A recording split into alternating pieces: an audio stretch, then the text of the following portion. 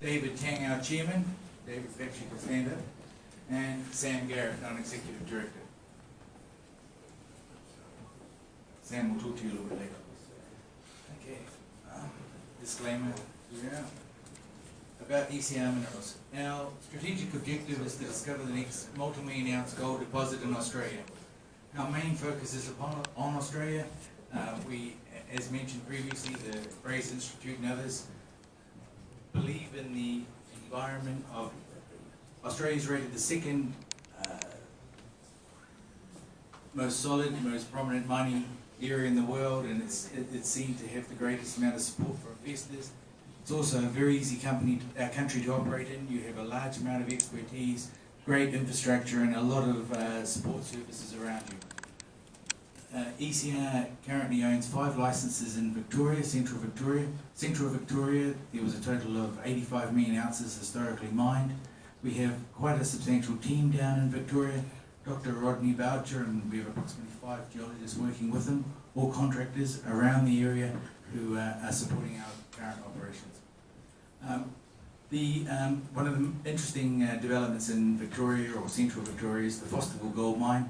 Produces about 300,000 ounces a year, hugely profitable, and it just seems to keep getting better. This is the summary, but also recently, at the end of 2018, we applied for a number of licenses in the Yilgarn, and Sam will talk to you about those later. Board of Directors. I've worked in the mining industry for 24 years. The 3 previous companies I've worked in, been a senior manager, director of, founder of, every single one's been successful in its operations, both discovering resources, putting mines into production, and realizing value for shareholders. David Tang is the former president of a company called China Non-Ferrous International. China Non-Ferrous International employs approximately 30,000 to 40,000 people worldwide, and activities in DRC, Zambia, and extremely successful.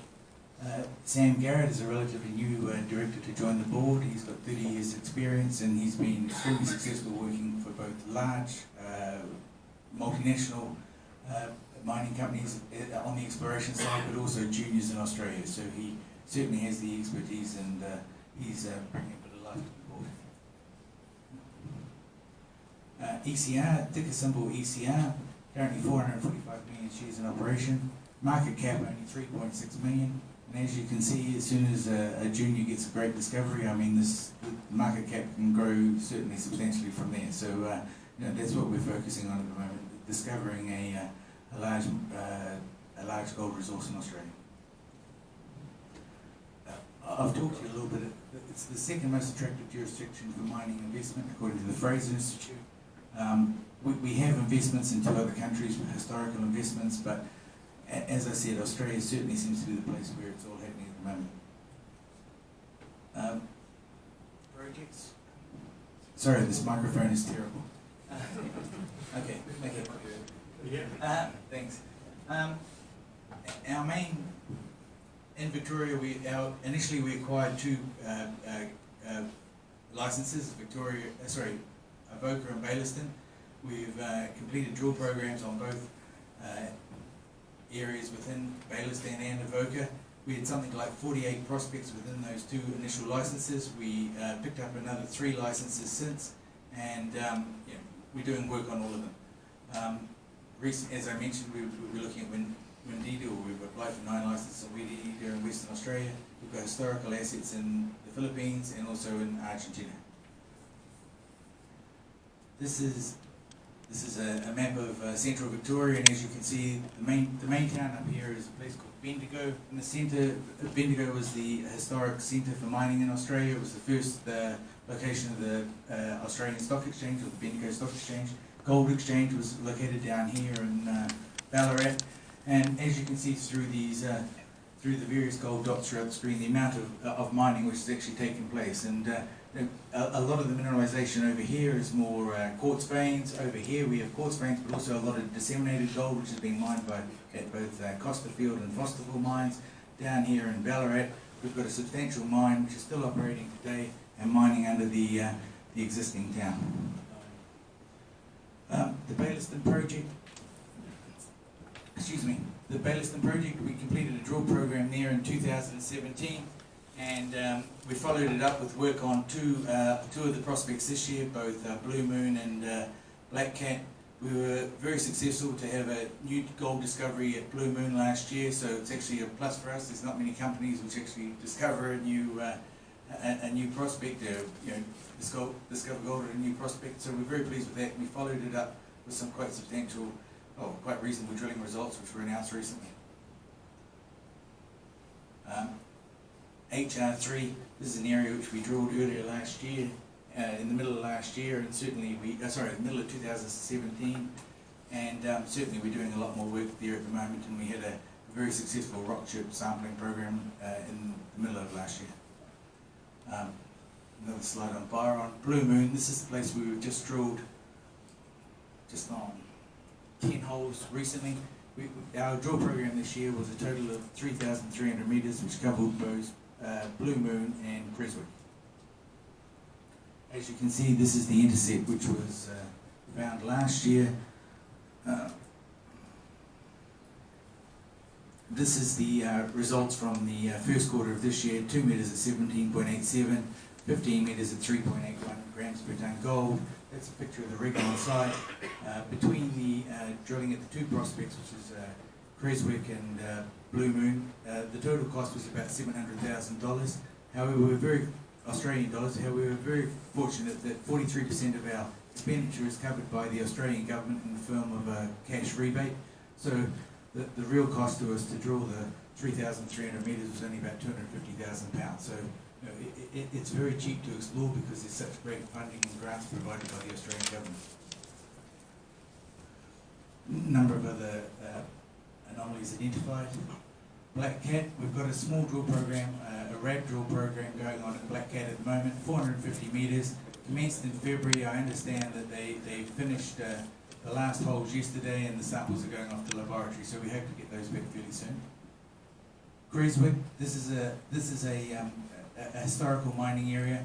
It's believed that the majority of the alluvial gold, which has been mined both down in the Ballarat area and then up in the Berry Lead system, comes from the Dimmock's main shale, which runs through our licence of Creswick, and we've been drilling down there, and we expect to have the results fairly soon. Just the former results. Okay. A lot of hard rock mines out at Avoca. There's two prospects that we're looking on at Avoca at the moment, and we're looking to do some work.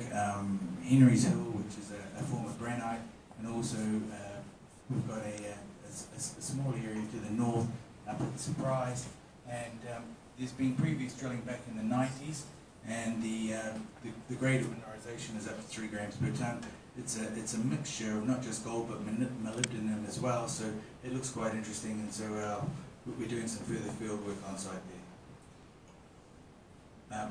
Windita, I'd like to introduce Sam Garrett, and Sam can talk to you about the activities or the licenses we've applied for in Western Australia. Thanks, Craig. Thanks everybody for coming tonight, and thank you for the opportunity to join the board of ECR. Windita offers ECR the opportunity to get into a regional scale grassroots exploration for greenstone hosted gold. As most of you probably already know, the Yilgarn in Australia is one of the richest endowed gold provinces of the world, along with Canada and West Africa. But one of the consequences of downwards.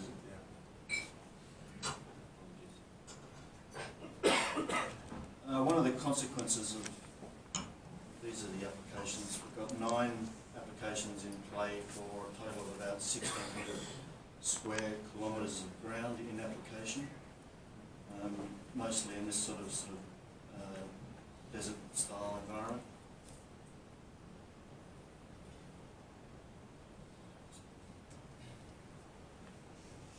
So this is the geology of the Yilgarn block. The green being the greenstones, which tend to host, or exclusively host, the gold deposits. And this slide, these yellow markers indicate the larger gold deposits. The Lindita project is right at the northern end of the Yilgarn, and we'll get into the reasons why that's strategically prospective in a minute. So here we are. This slide indicates, this is an image of the gravity, so regional gravity. You can see the greenstones are very tightly correlated with gravity highs. So gold mineralisation in yellow here, and nickel mineralisation in blue is very tightly correlated with the gravity highs. So the consequence of that in Western Australia is it's extremely hard to find, to be able to pick up ground as an explorer. So the opportunity arose here at Wendita to find ground which is undercover. So here's the greenstone in our cropping with nickel and gold prospects. To the north, this greenstone, defined by the gravity anomaly, extends beneath the Canning Basin. And for all intents and purposes, hasn't really been explored previously for gold. Previous exploration has focused on the overlying sediments for base metals and some manganese. So in a sense, it's a greenfields opportunity, but it's a very large one. It's a regional scale target, but ECR has the potential to explore. This is the equivalent map outlining the magnetic features. Again, these are the greenstones. ECR has a number of interesting magnetic features you can see here that have never been tested. So what we're looking at here for ECR as an opportunity here is scale. So a large area, unexplored, and plenty of work to come. Thanks, Greg. Thank you, everyone. Thank you.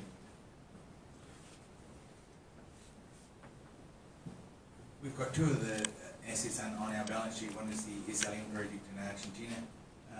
Seven licenses in total. We're looking at other options to deal with those assets at the moment, and in talks with various other groups. Dangley project in the Philippines. Great project.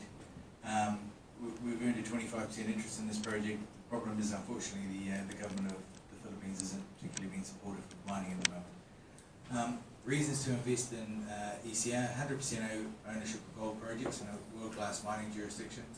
Strategically identified a number of great projects with the right geology, right location, and that they have the potential to deliver a multi-million ounce resource. Dedicated, experienced board of directors. Secured, we've got great technical expertise on board, not just Rodney, as mentioned there, and we have quite a lot of ongoing use for it. And we're fully funded until Q2 2020. We, as I say, the money which we spent, we get 43% back from the Australian government. We do have a number of warrants outstanding, and hopefully when we get the right results, they'll come through. So we're pretty positive about it, about things going ahead, and we've certainly got enough cash to do quite a lot of it. Thank you very much.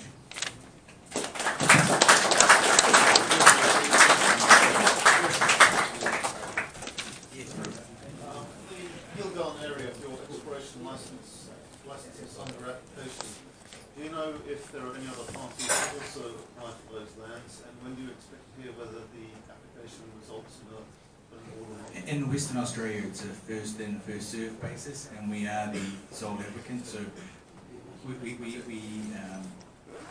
well, we've got our foot in the door sorted out. We've got a couple of processes to go through with with native title, but that should be resolved, and we expect the licenses to be issued fairly soon.